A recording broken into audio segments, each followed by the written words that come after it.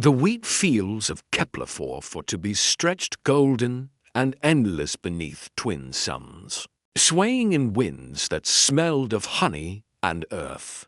Dr. Sarah Okonkwo stood at the edge of Research Station 7, watching the harvesters move through the grain like gentle giants, their mechanical arms cradling each stalk as tenderly as a mother holds a child. 40 years of terraforming had transformed this rock into humanity's breadbasket, feeding 17 colony worlds and 3 billion souls.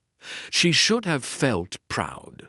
Instead, she felt sick. They're beautiful, aren't they? Sarah turned to find Ambassador James Chen standing behind her, his diplomatic robes hanging loose on his thin frame. He'd lost weight since the blockade began. They all had. Ambassador, I didn't hear you approach. Old habit from negotiation training. Move quietly, observe carefully.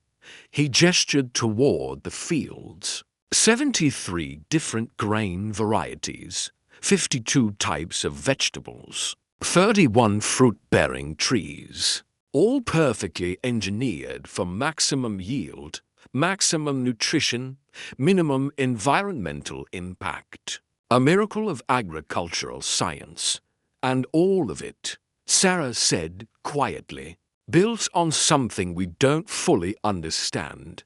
Chen's smile faded. That's why I'm here, Doctor. The Zethian Collective has given us 48 hours to accept their terms. Full economic submission, surrender of all agricultural patents, or they begin orbital bombardment of our settlements. Sarah's hands clenched on the observation rail. They can't. The Galactic Conventions prohibit.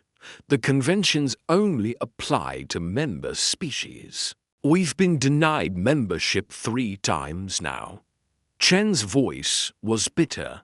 Apparently, we're too resource dominant for the existing economic balance. Our agricultural output threatens established trading cartels. Better to force us into submission before we become too influential. So they'll murder colonists for the crime of farming too efficiently. They'll call it economic stabilization through force majeure. Chen pulled out a data tablet, the holographic display casting blue shadows across his weathered face. But that's not why I'm here. I need you to tell me about Project Genesis. Sarah's blood ran cold. That's classified. Level 7 security clearance. How did you? I'm the diplomatic representative for 17 colony worlds, Doctor. When someone threatens to bomb us into submission, I get temporary access to everything. He met her eyes. I've spent the last 12 hours reading reports that make my skin crawl. Reports about the original terraforming protocols, about what your predecessors found when they first surveyed this planet, about what they did to make it habitable. Sarah walked away from the observation window, her mind racing. 40 years of careful classification, of burying reports, of ensuring that only a handful of people knew the truth about Kepler-4 for to be. And now, with invasion imminent, those secrets were coming home to roost. Kepler-4 for to be wasn't always a garden world, she began, her voice carefully neutral. When the first survey team arrived, they found a planet covered in aggressive fungal organisms, spore-based life forms that consumed organic matter at an incredible rate. Nothing could grow. Any biological material introduced to the environment was broken down within hours. I read that part. I also read about the solution. Chen's expression was unreadable. Your predecessors didn't just terraform the planet. They weaponized it, Sarah felt her carefully maintained professional composure cracking. They created a counter-organism, a bioengineered symbiote that could outcompete the native fungi. Something aggressive enough to reclaim the soil, versatile enough to integrate with earth crops, and resilient enough to spread across an entire planet. And intelligent enough, Chen added softly, to recognize threats to its ecosystem. The silence between them stretched like pulled wire. In the distance, the harvesters continued their gentle work, unaware of the conversation that might doom them all. The symbiote is dormant, Sarah said finally. It's been dormant for 40 years. As long as the agricultural cycles continue, as long as the ecosystem remains stable, it stays in its passive state.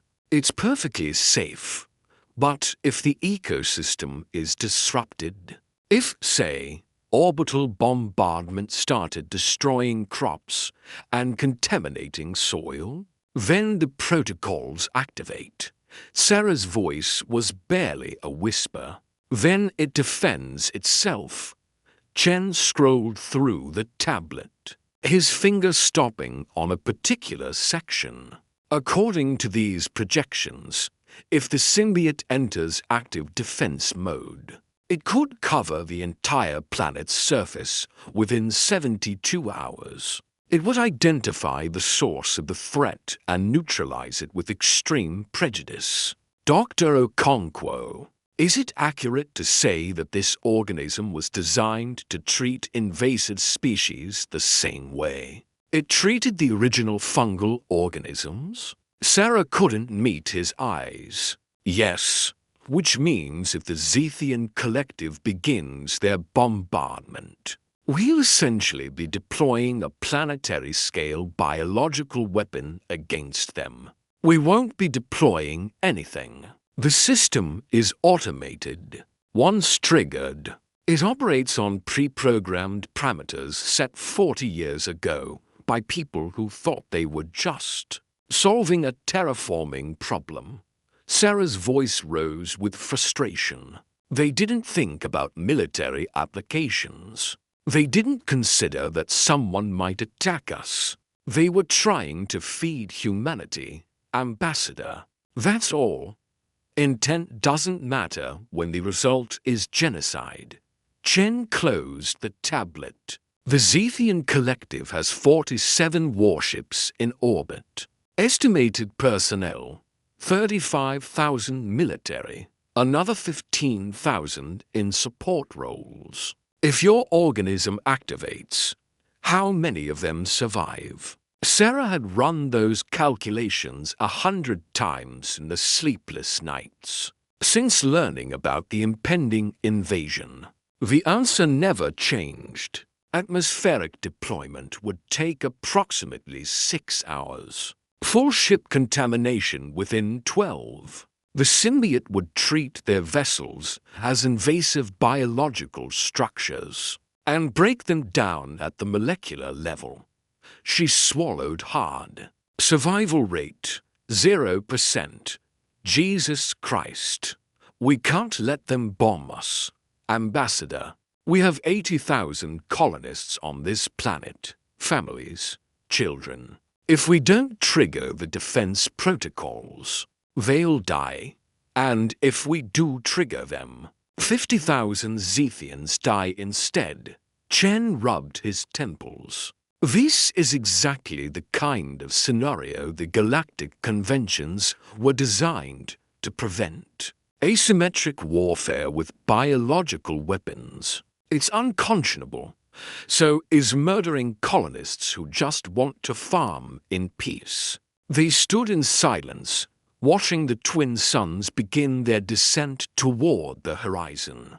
The wheat turned from gold to amber to deep copper, beautiful and terrible in its abundance. Somewhere out there, in the dark between the stars, 47 warships were calculating firing solutions. their commanders confident that technological superiority guaranteed victory. None of them knew what was growing in the soil beneath their targets. "I need to know something," Chen said eventually. "The protocols you mentioned, can they be deactivated once triggered?" Sarah had hoped he wouldn't ask that question. "Theoretically, yes. There's a master control at Research Station 1, but Dr. Reeves, the lead designer, built in a 72-hour lockout. His reasoning was that the symbiote needed time to fully neutralize ecological threats before being put back into dormancy. If you try to shut it down early, the genetic sequences destabilize and the organism dies, taking the entire agricultural ecosystem with it. 3 days, 72 hours to wipe out an invasion force, or 72 hours for diplomacy to work. Sarah turned to face him fully. "Ambassador, I know what you're thinking. You're thinking about the moral weight, about the lives that will be lost, about how history will judge us. But I'm thinking about Emily Morrison, who's 7 years old and likes to draw pictures of the wheat fields. I'm thinking about David Chen, yes, your nephew who just celebrated his 16th birthday and wants to be an agricultural engineer, like his uncle was a diplomat. I'm thinking about 8,000 families who came here for a better life and are about to be incinerated from orbit because we grow food too efficiently." Chen's expression cracked just for a moment. "David told me he wants to write a paper about crop rotation patterns. He sends me samples of grain every month, different varieties, with detailed notes about their growth cycles." His voice thickened. "He's a good kid. He doesn't deserve to die for the crime of being related to me. No one here deserves to die." "Ambassador, but if the choice is between our colonists and their invasion force, I know which side I'm on." A communication chime interrupted them. Chen activated his wrist comm, and a holographic image materialized between them. Commander Vexry of the Zethian Collective. Her chitinous features ranged in what their species considered a diplomatic expression. "Ambassador Chen, I trust you have considered our generous offer. Commander, we're still evaluating the terms. Surely 48 hours is insufficient time for... The deadline has been moved forward. You now have 12 hours to accept complete economic submission. Failure to comply will result in demonstration strikes on your outer settlements." Vexry's mandibles clicked with satisfaction. "We have identified Settlement Theta 7 as an appropriate target. Population, approximately 1,200. Their deaths will demonstrate our resolve." Sarah's tablet chimed with an urgent message. She glanced down and felt the world tilt beneath her feet. Settlement Theta 7 wasn't just any outer settlement. It was the primary agricultural research station, the one built directly on top of the Genesis Protocol's main control nexus. If they bombed Theta 7, they wouldn't just kill 1,200 people. They'd rupture the containment systems. They'd flood the atmosphere with genetic triggers that would activate every symbiote organism across the entire planet simultaneously, Commander, Chen said, his voice remarkably steady. "Targeting civilian settlements is a direct violation of conventions that do not apply to non-member species." "Yes, Ambassador, we are aware of the legal technicalities. That is why we chose them." Vexry leaned forward, her compound eyes reflecting cold calculation. "Your people have grown arrogant, humans. You arrive in our region of space, establish colonies on prime agricultural worlds, and flood the market with cheap grain. You destabilize economies that have existed for centuries. You refuse to acknowledge your proper place in the galactic order. Our proper place, Chen repeated slowly, is under your economic control. Your proper place is as a client species, providing resources to your betters. We are merely correcting a market imbalance. Vexry's mandibles spread in what might have been a smile. 12 hours, Ambassador. After that, we begin educating your colonists about the cost of resistance. The transmission ended, leaving Chen and Sarah alone with the weight of an impossible choice. We have to evacuate Theta 7, Sarah said immediately. Even if we can't save everyone, we have to get people away from the primary control nexus. 1,200 people. Doctor, we don't have enough transport capacity. And if we start evacuating, the Zethians will interpret it as preparation for resistance. They'll move up their timeline. Chen's jaw clenched. We're out of options. No. Sarah pulled up her research files, hands shaking as she navigated through decades of classified data. No, there's one more option. Something the original designers built in as a fail-safe. She found the file she was looking for and projected it between them. Chen read in silence, his expression shifting from confusion to horror to grim understanding. They created a communications protocol, he whispered. A way to negotiate with it. The symbiote isn't just a biological weapon. It's semi-sentient, limited cognitive function, but enough to recognize patterns, assess threats, differentiate between ecological disruption and intentional attack. Sarah's voice gained strength as she explained. If we can establish communication before the Zethians start bombing, we might be able to give it parameters, constraints, rules of engagement. You want to negotiate with a planet-spanning organism about how to conduct warfare. I want to give it the option of mercy. The original programmers built in ethical guidelines, but they're dormant, just like the rest of the system. If we activate them now, before the first bombs fall, we might be able to control the response. Limit it to military targets. Give the Zethians a chance to retreat. Chen stared at the holographic data, at the complex genetic sequences and decision trees. That represented humanity's most dangerous creation. And if the communication protocol fails, if the symbiote doesn't accept our constraints, then 50,000 Zethians die, and we have to live with that. Sarah met his eyes. With Ambassador, if we do nothing, 80,000 of our people die instead. And the galaxy learns that humanity can be exterminated with impunity. How many other colonies will face the same choice?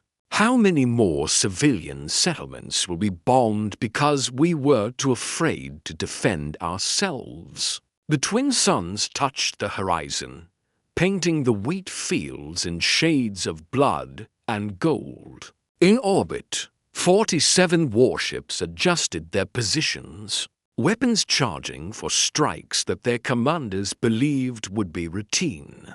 Punitive actions against uppity. Colonists who didn't know their place. None of them knew they were about to wake something that had been. Dreaming of violence for 40 years. Activate. The communication protocols, Chen said quietly. Give the symbiote its ethical guidelines. And pray to whatever god is listening that we're not about to become the monsters. We're trying to fight. Sarah's hands moved across her control interface. entering authorization codes that would change the fate of 17 colony worlds. Deep beneath the wheat fields, in vast networks of mycelial consciousness that spread like veins through the planet's crust, something stirred, something that had been waiting for exactly this moment. When the garden world would need to remember how to be a weapon, the protocol activation chimed softly, a sound like wind chimes in a summer breeze. Deceptively peaceful, utterly final. God help us, Sarah whispered. God help us all. In the fields below, the wheat continued its gentle swaying. But if one looked closely, and Sarah did, through the station's enhanced monitoring systems, the movement was no longer random. The stalks were orienting, turning, aligning themselves with geometric precision. The garden was waking up, and it was very, very angry. The first bomb fell at 4:37 station time.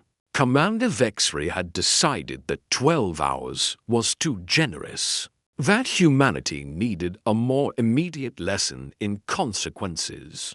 The plasma warhead struck Settlement Theta 7's water treatment facility, vaporizing it in a flash of superheated light that turned morning mist into steam, and steel into slag. 1,200 colonists woke to sirens and death. Sarah watched it happen from Research Station 7, her monitors showing real-time atmospheric data that made her stomach turn. The explosion had ruptured 3 primary containment vessels, releasing genetic trigger compounds into the air at concentrations far exceeding activation thresholds. The symbiote's response was immediate and catastrophic.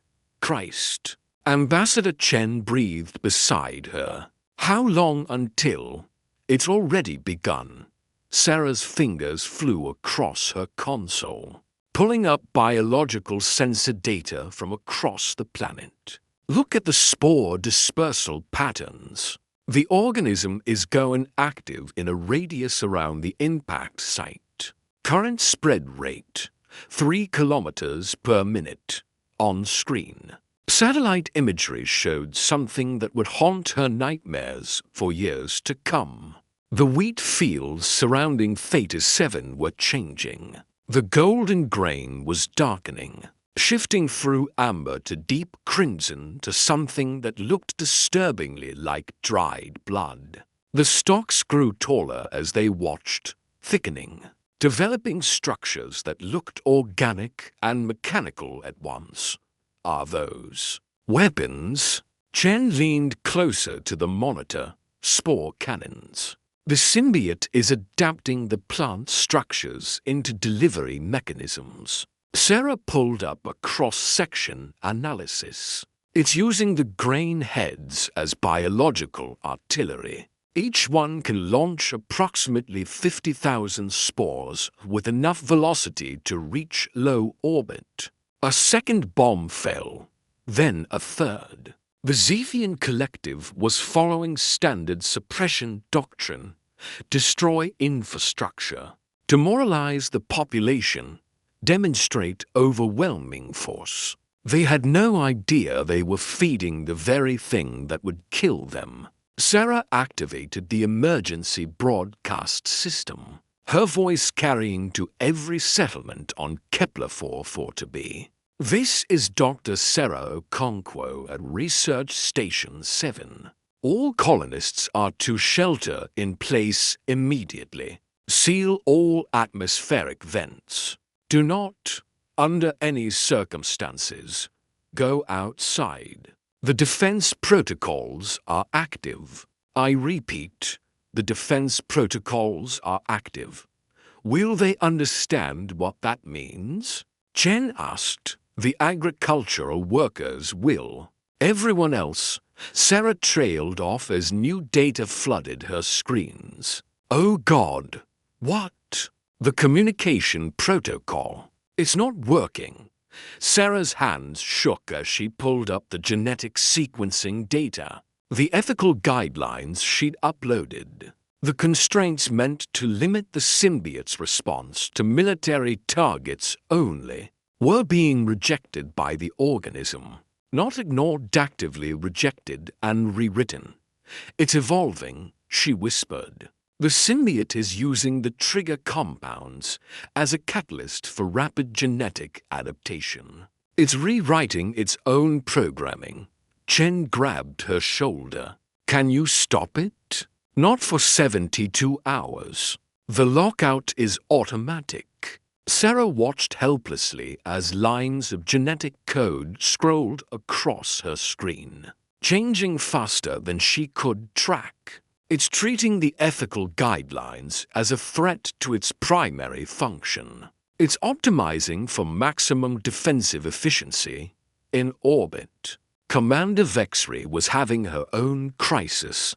Sensor reading confirmed. "Commander," her tactical officer reported, mandibles clicking with confusion. "Atmospheric composition is changing. Unknown biological agents at. This can't be right. Concentration levels are increasing exponentially." Vexry studied her tactical display with growing unease. "For successful bombardments, minimal resistance, everything proceeding according to plan." Except for the readings her sensors were showing, which made no sense whatsoever. "Launch a probe." "I want detailed atmospheric analysis." The probe descended through Kepler-4 for Tebes atmosphere, its sensors recording data that would never be fully analyzed. At 15,000 meters, it encountered the first spore clouds. At 10,000 meters, its hull began to corrode. At 5,000 meters, the probe's metal casing was being actively consumed by airborne organisms that shouldn't exist. At 3,000 meters, the probe went silent. "Commander," the tactical officer's voice was tight with suppressed panic. The probe's last transmission showed biological agents with properties consistent with military-grade nano-disassemblers. They're consuming manufactured materials at the molecular level. Impossible. The humans have no such technology. "Commander, I'm reading the data directly from..." An alarm shrieked across the bridge. One of the collective's smaller vessels, a frigate that had descended to 3,000 meters for close-range bombardment, was reporting critical hull breaches. Vexry pulled up its video feed and felt her blood run cold. The ship's exterior was covered in a creeping mat of red-black vegetation. As she watched, the organic growth spread across hull plating designed to withstand plasma weapons and kinetic impacts. Metal bubbled and ran like water. Seams split. Atmosphere vented into space, carrying struggling crew members who froze solid before they could scream. All ships. Emergency ascent to high orbit. Now. But it was already too late for 7 vessels. The spore clouds had reached them, had found purchase on their hulls. And what the symbiote had learned from consuming one ship, it applied to the others with ruthless efficiency. Vexry watched in horror as her tactical display updated with casualty reports. 7 ships, 3,000 personnel, gone in minutes. Get me a communication line to the human ambassador. Now. Chen's comm chimed with incoming priority transmission. He accepted it, and Vexry's image materialized before them, her compound eyes wide with what might have been fear. "What have you done?" she demanded. "What is this? This biological attack?" "You bombed our settlements," Chen replied, his voice carefully neutral. You triggered our planetary defense systems. This is not an attack, Commander. This is a response. Recall it. Deactivate your weapons. We are willing to negotiate. We can't. Sarah stepped into the frame. The system is automated. It will run its course over the next 72 hours. Your only option is complete withdrawal from this system. Vexri's mandibles spread in fury. This is a war crime. Biological weapons are prohibited under conventions that don't apply to non-member species. Chen interrupted, throwing her own words back at her. You made that abundantly clear, Commander. We're simply defending ourselves with the tools available. Another alarm on Vexri's bridge. Another ship reporting contamination. The spore clouds were rising, reaching higher altitudes with each passing minute, adapting to vacuum conditions, learning how to survive in an environment that should have killed them instantly. You're killing my crews. Thousands of people who were just following orders. And you killed 1,200 of ours who were just trying to live in peace, Sarah said coldly. The symbiote doesn't distinguish between following orders and committing atrocities. It only knows that you're a threat to the ecosystem, and it knows exactly how to eliminate threats. Vexri stared at them for a long moment, her alien features unreadable. Then, we will withdraw to the outer system. But this is not over. The Collective will bring this to the Galactic Council. You will face consequences for deploying biological weapons. We look forward to explaining to the Council why we were forced to defend ourselves. Chen replied, I'm sure they'll be very interested in hearing about unprovoked attacks on civilian settlements. The transmission ended. Sarah and Chen stood in silence, watching the tactical displays as the Zethian fleet began its retreat. Ships desperately trying to scrub contamination from their hulls as they climbed towards safer orbits. How many did we just kill? Chen asked quietly. Sarah pulled up casualty estimates. Current numbers: 4,300 Zethian military personnel. Projected total by the time the symbiote goes dormant, approximately 8,000. And our people? Theta 7 lost 600 in the initial bombardment. 3 other settlements took direct hits. Total, 930 to confirmed dead. Another 200 missing, presumed dead. Chen sat down heavily, his diplomat's composure finally cracking. 1,000 of our people for 8,000 of theirs. And we're supposed to feel victorious? We're supposed to feel alive, Ambassador. Because if we hadn't activated the protocols, all 80,000 of our people would be dead by now. Sarah pulled up satellite imagery of the planet below. The symbiote is receding from populated areas. It's following the retreat paths of the Zethian vessels, prioritizing military targets just like we hoped. Hoped? You told me the ethical guidelines weren't working. They weren't. But the symbiote is learning. It's analyzing patterns, distinguishing between threats and non-threats. Sarah paused, studying the data with growing wonder and horror. It's thinking. On the planet's surface, the transformed wheat fields had become something out of a nightmare. The red-black vegetation covered hundreds of square kilometers, pulsing with bioluminescent patterns that suggested complex information processing. Organic structures rose like towers, their surfaces covered in what looked disturbingly like eyes. Sensory organs tracking the retreating Zethian fleet with calculating precision. It's not just defending anymore, Chen said. Watching the same displays. It's hunting. In orbit, Commander Vexry was discovering the same thing. 2 of her ships had tried to deploy counter-biological agents. Standard military protocols for dealing with organic threats. The symbiote had analyzed the countermeasures, adapted to them, and incorporated their genetic structures into its own biology within 40 minutes. Now it was more resilient than before, more dangerous, evolving with every failed attempt to stop it. Commander, we have a problem.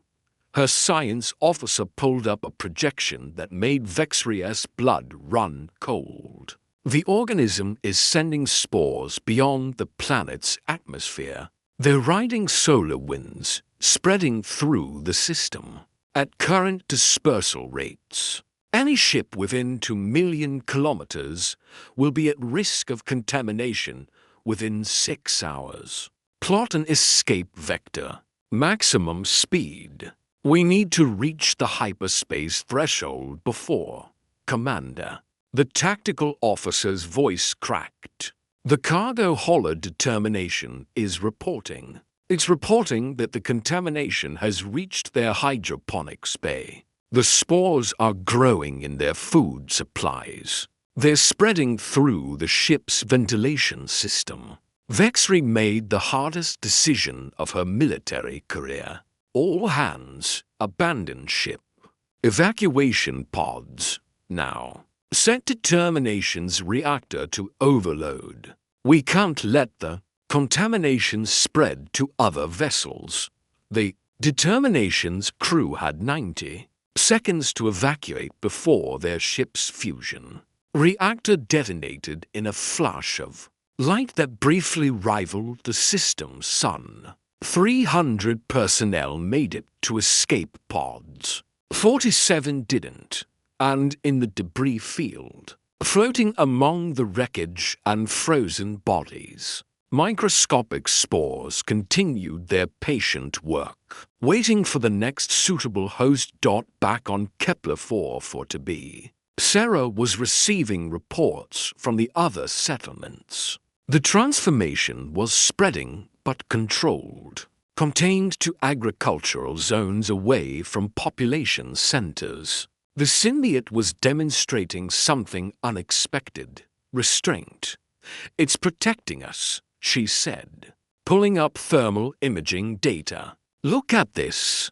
The organic growth is forming barriers around civilian areas. It's creating clean zones where the colonists can shelter safely. Chen studied the patterns. It's treating us as symbiotic organisms. Part of the ecosystem worth preserving, which means the ethical guidelines are working, not as instructions, but as learned behavior. The symbiote is understanding the difference between threats and protected species. Sarah felt a weight lift from her chest. We're not going to die, Ambassador. Neither are the Zethians, if they're smart enough to leave the system completely. But as she spoke, new alarms began ringing, not from the orbital sensors or the planetary defense systems, but from the deep space monitoring stations at the edge of the system. What now? Chen asked, exhausted. Sarah pulled up the alert data and felt her momentary relief evaporate. Multiple hyperspace signatures. Incoming vessels. She enhanced the sensor readings. It's a Galactic Council fleet. 40 ships. ETA. 6 hours. They can't be responding to Vexry's distress call already. The light speed delay alone would make that impossible. They're not responding. Look at the fleet composition. Sarah highlighted specific vessel types. Those are enforcement cruisers, sterilization platforms, planetary bombardment ships. She turned to Chen, her face pale. They were already coming. This was planned. Chen understood immediately. The collective's bombardment wasn't a negotiation tactic. It was a provocation. They wanted us to deploy our biological defenses so the Council would have justification. For extreme measures, they're going to sterilize the planet. Kill the symbiote, kill the colonists, eliminate the threat before it can spread. Sarah's hands were shaking again. Ambassador, we just survived one invasion. How do we survive a second? Chen pulled up the communication systems, his mind racing through diplomatic options and finding them all inadequate. We can't fight. We barely survived the collective, and they only had 47 ships. The Council has brought enough firepower to crack the planet open. So we surrender. No. Chen's expression hardened with desperate determination. We negotiate. We show them that the symbiote can be controlled, that we're not an uncontained biological threat. We give them a reason to let us live.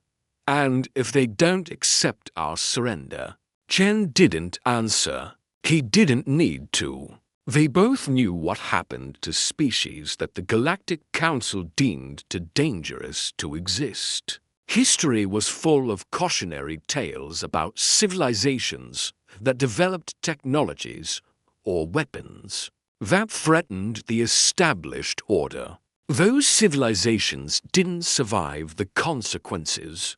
Below them, in the transformed fields, the symbiote continued its patient work, growing, learning, adapting. It had survived extinction events, geological catastrophes, and 40 years of enforced dormancy. Now it was awake, and it was remembering why it had been created in the first place. Not to grow food, to survive.